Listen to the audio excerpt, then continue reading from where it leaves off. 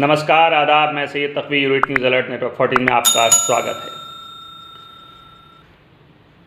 जो विधानसभा चुनाव की आंधियां चल रही थीं वो काफ़ी हद तक रुक चुकी हुई हैं, लेकिन गुजरात में दूसरे चरण के मतदान के बाद एक नया विवाद खड़ा हो गया।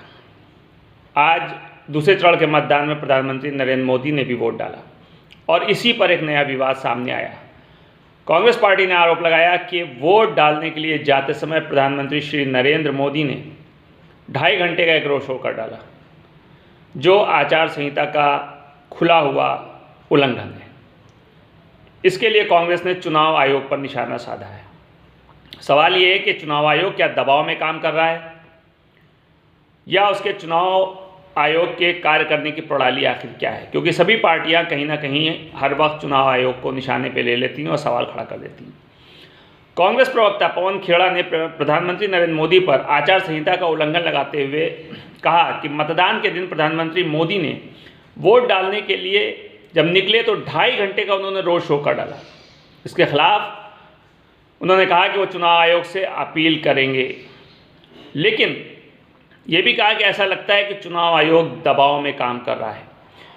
और सिर्फ उन्होंने चुनाव आयोग और प्रधानमंत्री नरेंद्र मोदी पर ही निशाना नहीं साधा, बल्कि उन्होंने केंद्रीय गृह मंत्री पर भी निशाना साधते हुए कहा कि अमित शाह ने भी बीजेपी के लिए प्रचार किया। और कांग्रेस प्रवक्ता पवन खेड़ा ने कहा कि गृह मंत्री अमित शाह को गुजरात के एक सांसद के साथ देखा गया, जो बात करते हुए बीजेपी के लगातार नारे लगाते नजर आए। एक बहुत बड़ा सवाल है कि आखिर चुनाव कैसे निष्पक्ष संपन्न हो, चुनाव के पीछे कानून, रूल और रेगुलेशन क्या है। इसके साथ ही पवन खेड़ा ने चुनाव आयोग पर निशाना साधते हुए कहा कि चुनाव आयोग में हमारी नहीं सुनी जा रही। उन्होंने कहा कि कल हमारे आदिवासी नेता और दांता के विधायक ने चुनाव आयोग को सुरक्षा की मांग करते हुए लिखा था, लेकिन इसका चुनाव आयोग ने कोई जवाब नहीं दिया। नतीजा ये हुआ कि बाद में उन पर करीब 24 भाजपा के गुंडों ने हमला किया। भारतीय जनता पार्टी ने गुजरात में शराब बांटी। भले ही वहाँ पर शराब पर प्रतिबंध लगा दिया गया हो, लेकिन शराब वितरित की गई और चुनाव आयोग ने इस पर कोई कार्रवाई नहीं की। ये बहुत बड़ा इल्ज़ाम है चुनाव आयोग के ऊपर और चुनाव आयोग को इसका जवाब देना चाहिए। गुजरात में जब दूसरे चरण का मतदान हो रहा था तो प्रधानमंत्री नरेंद्र मोदी ने अहमदाबाद में अपना वोट डालने के बाद जब स्कूल से बाहर निकले तो उन्होंने लोगों का अभिवादन भी स्वीकार किया। इसके अलावा गुजरात विधानसभा के दूसरे चरण के अहमदाबाद में अपना वोट डालने के बाद नरेंद्र मोदी ने चुनाव आयोग को शांतिपूर्ण ढंग से चुनाव कराने के लिए बधाई भी दे डाली। यानी लगातार चुनाव आयोग सभी पार्टियों के निशाने पर है। ऐसे ऐसे काम हो रहे हैं कि विपक्षी पार्टियां जो हैं वो सवाल उठा रही हैं और अजीब तस्वीर निकल के सामने आती। कहीं पे जैसे गुजरात में कांग्रेस ने भारतीय जनता पार्टी पर आरोप लगाया, वहीं दूसरी जो तस्वीर थी कि मैनपुरी उपचुनाव को लेकर के वहाँ पे समाजवादी पार्टी ने पहले अभी कुछ दिनों पहले भाजपा पे आरोप लगाया था, चुनाव आयोग गई थी वो। अब समाजवादी पार्टी के बाद बीजेपी भी चुनाव आयोग गई और बीजेपी ने मुख्य निर्वाचन अधिकारी को खत लिख करके समाजवादी पार्टी की शिकायत की है। यानी उत्तर प्रदेश बीजेपी के महामंत्री JPS राठौर ने मुख्य निर्वाचन अधिकारी को बाकायदा अराजक तत्वों की एक सूची सौंप दी।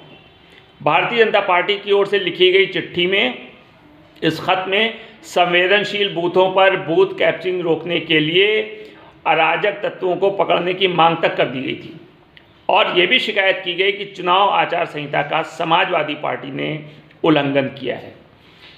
कुर्रा के जरिया में सपा समर्थक सुरेंद्र यादव द्वारा नगद पैसा बांटने की शिकायत भी बीजेपी ने की। यानी समाजवादी पार्टी की शिकायत बीजेपी ने की और गुजरात में बीजेपी की शिकायत कांग्रेस कर रही है और साथ ही साथ शराब बांटने की शिकायत भी यहाँ पे भारतीय जनता पार्टी ने समाजवादी पार्टी के खिलाफ की है। अब भारतीय जनता पार्टी की ओर से जो आरोप लगाया गया है कि वोटरों को साड़ियाँ बांटी गई, बच्चों को स्वेटर बांटे गए, साथ ही साथ साइकिल के पक्ष में वोट करने के लिए जसवंत नगर, करहल और कृष्णी में डराया धमकाया जा रहा है।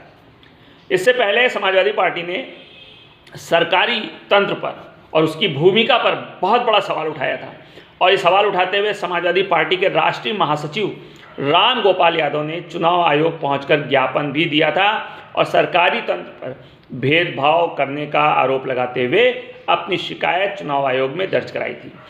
अब उत्तर प्रदेश की मुख्य विपक्षी पार्टी समाजवादी पार्टी जो है वो उपचुनाव की घोषणा के बाद से लगातार चुनाव आयोग के अफसरों की कार्यशैली पर सवाल उठा रही है।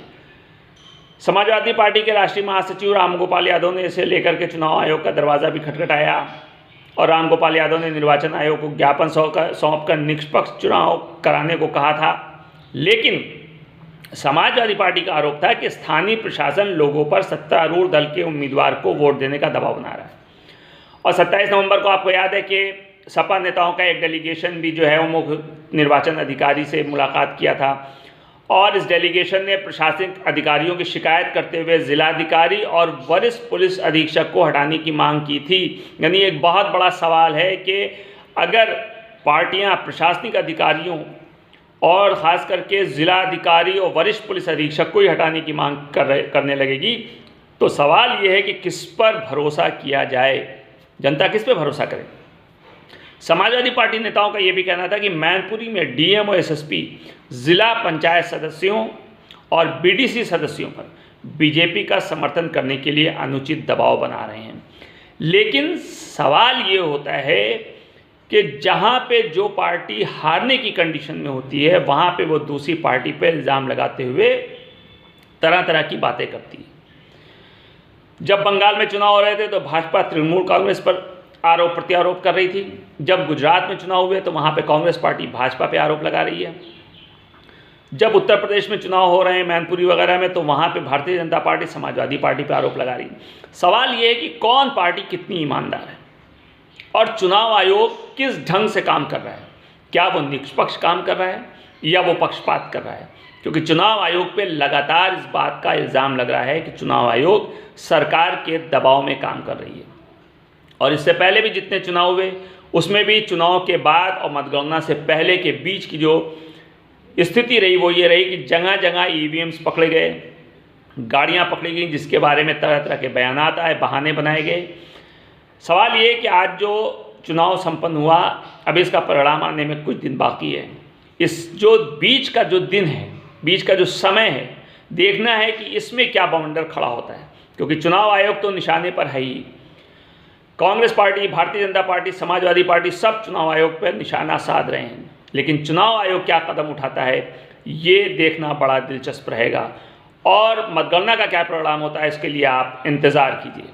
देखते रहिए यूनिट न्यूज़ अलर्ट नेटवर्क 14। अगर आप नए हैं तो लाइक, शेयर और सब्सक्राइब ज़रूर कीजिए।